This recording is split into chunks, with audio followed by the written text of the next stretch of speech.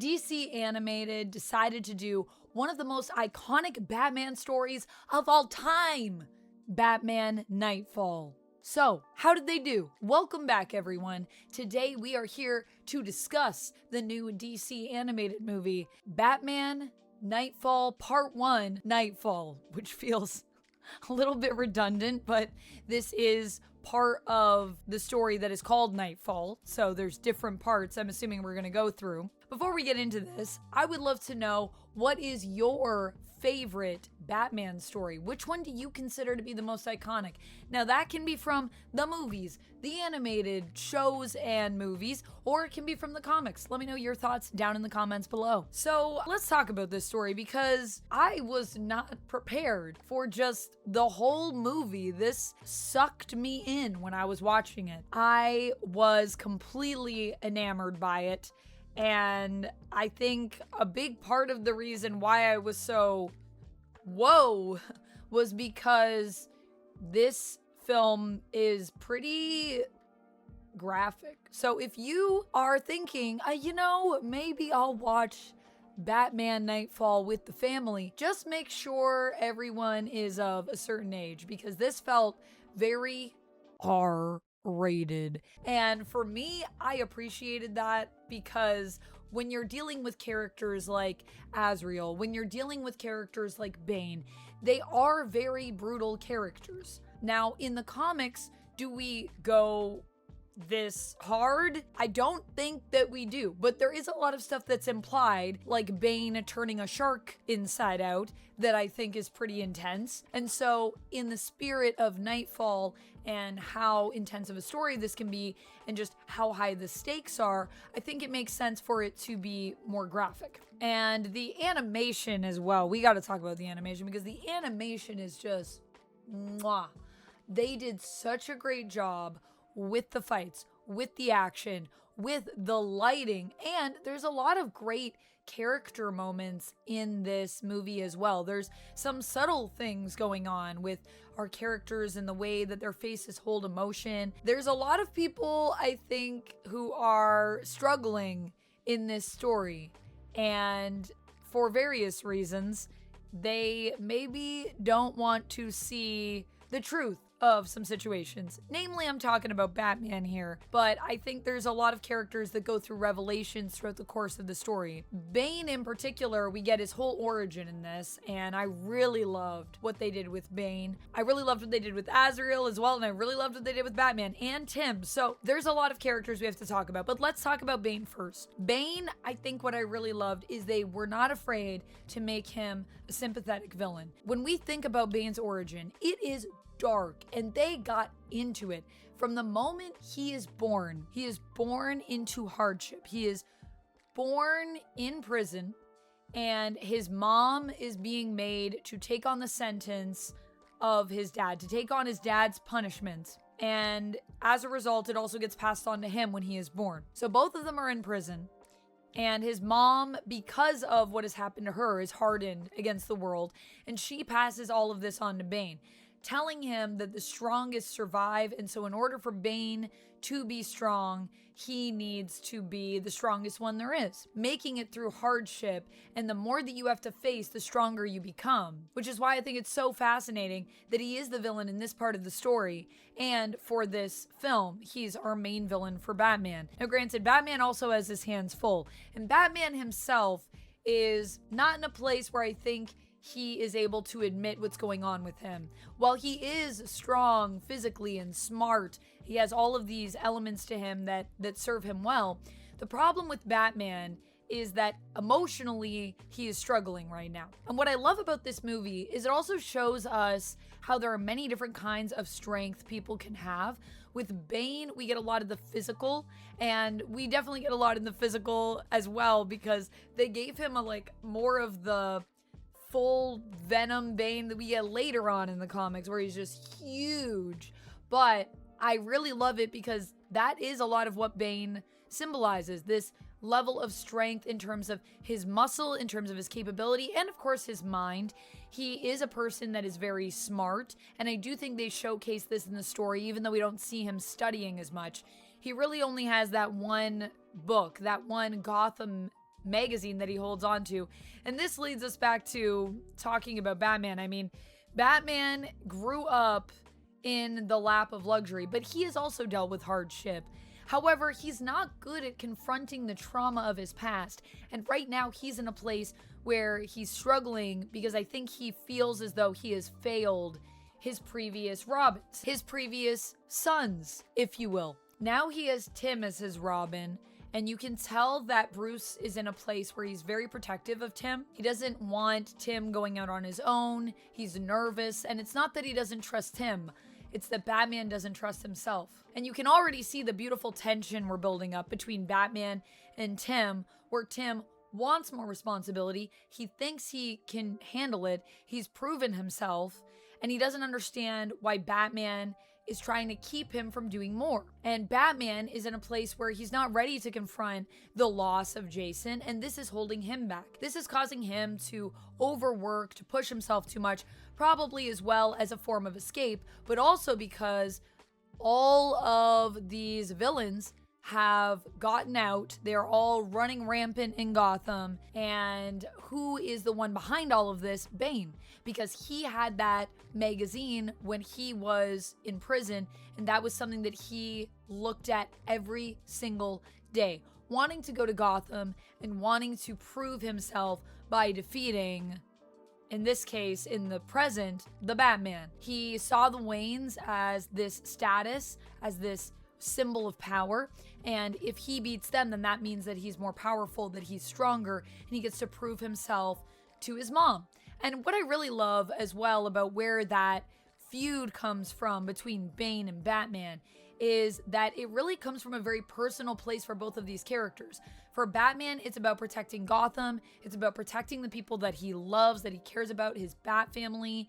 And for Bane, it's about proving himself to his mom, who's no longer here, but he wants to live on in kind of her honor. He's trying to honor her by being the strongest one, by being the most powerful, and crushing all of these people to show that he really is the most capable and able to persevere the longest. So all of that, I think there's so much emotional depth in this story. And then you add in someone like Azrael. And what I also think is crazy is how many characters are debuting around this time. Like, this story is not just iconic for what it does for Batman, but because we get so many great characters in Knightfall that we're introduced to, like Jean Paul Valley, like Azrael.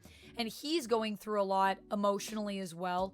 He has been tormented and he's trying to make it through. And even though Batman has not healed himself emotionally, Azrael is someone that he brings in to try to help Jean Paul to heal. He wants to give Jean Paul Valley that sense of peace and help him reform, because Azrael is very violent and Batman sees the potential in him, that he does have a skill set, and he knows that Jean Paul doesn't want to be this person. So he is trying to come in and assist him while he's also struggling himself. There are also elements in the comic book story of addiction that we get into with Batman, and I feel with Bane, with Venom, and sort of how that is used. We don't really get into that as much with Batman, or at least we haven't yet. I don't think we will, based on where this ends. And I am curious to see how else that could still be integrated into the story, because there are so many interesting themes. I think they're already doing a great job with what they're approaching and what they have. These themes of power, what does it mean to be powerful, and how do we define it? How do we scale it? And what motivates people? These really personal journeys that people are on. The stakes are so high for each character. For Azrael, this is about reclaiming who he is, becoming himself again, and there's so much about his past that he doesn't know yet. He's having these visions. He doesn't know if they're real. I loved the way that they showcased just the insanity that Jean Paul Valley is going up against, the things that he's seeing in his mind, and he's questioning what is reality and who am I? And when he does these brutal things, he has these blackouts. So it's very intense for him.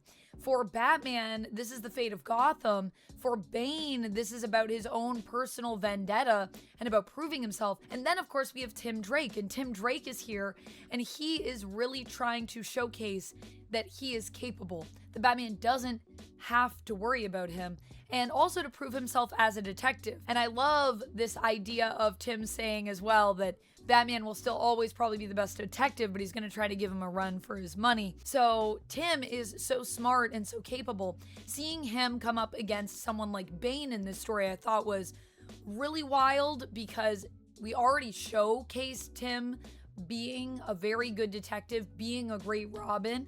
And yet in that moment when he goes up against Bane, he is completely outclassed, and he just manages to make it out of there with his life intact. So we're already setting up Bane as this crazy, powerful villain. We already had his whole origin story, and he is terrifying.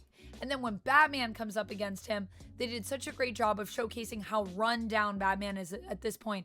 Really, he is not in a great place. He is covered in cuts and bruises.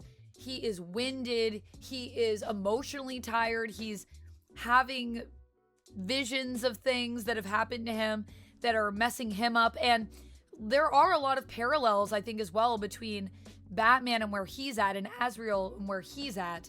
And while Azrael is actually trying to deal with this stuff, Batman isn't. He's seeing a therapist as well in this version of the story. And we do add some things in here. I mean, the doctor that we have in Batman Knightfall is, I believe, Batman's doctor from the comics, who plays a crucial role later on. I don't want to spoil it for anyone who hasn't read the comics, so I'm not going to get into that. But Chandra Kinsolving is a very important character, and I believe that's who that is here. So it was really interesting to see how they decided to showcase her, and I think her being a therapist to Bruce. And we really get to then go into all of the psychological elements of Batman, which I think are some of the most interesting elements of the character. I will say, as someone who is a big Batman fan, that's some of my favorite stuff. Also seeing how Batman will detective everything. I love him being a detective, but his own mental state is so interesting. So with what we do add in the story, even though there are some tweaks here and there, I think it's just making everything more epic and helping to bring out elements of the story that are already there. So we're just finding different ways to showcase the themes and the characters that already come from the comic. So I didn't mind that at all. And in fact, there's a lot of stuff in here that is almost page for page or line for line stuff that happens in the comics, like the conversation between Alfred and Jean-Paul, where Alfred is reassuring Jean-Paul that he's in the right place. I love that conversation too. It's just so beautiful to see. And honestly, this movie made me emotional. It was exciting to watch. It was exhilarating. The animation looks great. The action is great. But it is an emotional ride because you get invested in these characters. And that's something that I love that they've done here. It's so well written. It's so well performed. And I'm absolutely loving it. I think for me, this was an amazing watch. And, you know, I don't watch a lot of DC animated stuff usually. So this is one made me want to get into more DC animated stuff. So let me know, what are some of your favorite DC animated movies, TV shows? What do you think I should get into? Because we do talk a little bit about it here, but I won't deny that there's a lot of stuff that I just have not seen that so many people have because it's so iconic. I don't know why I've been sleeping on DC animated. I swear it's not a personal choice. It's just, I just never really fully got into it. And I love Batman. I know we talk a lot about X-Men on this channel, and I do love X-Men, but Batman is my favorite character in superhero comics. I love Batman. So I would love to talk about him more and talk about the DC animated universe more, because there's so many great stories over at DC as well. The other thing that this movie made me do is it made me want to read the comic. I think that's a great sign. It made me want to go back and read the comic and revisit Knightfall. And that is ultimately what I want from any story that is inspired by or is an adaptation of a book, whether that be a comic book, a novel, whatever kind of books we're talking about. I love when things make me want to read. And I already went back and did like some lore dives on character. Like I went back and I read all of Azrael's history on his wiki just to remind myself of all of the crazy stuff with Azrael, because he is such an interesting character in the comics and I wanted to revisit his journey. So I want to go back and I want to read more Azrael stuff. I want to go back and I want to read Knightfall.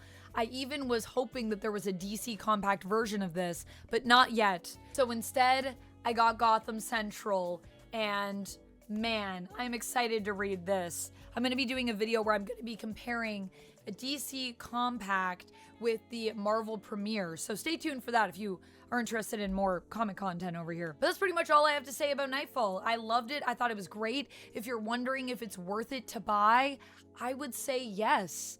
You know, I don't think it's too expensive, and it is a shorter movie. It's around like just over an hour. It's an hour and change, I think.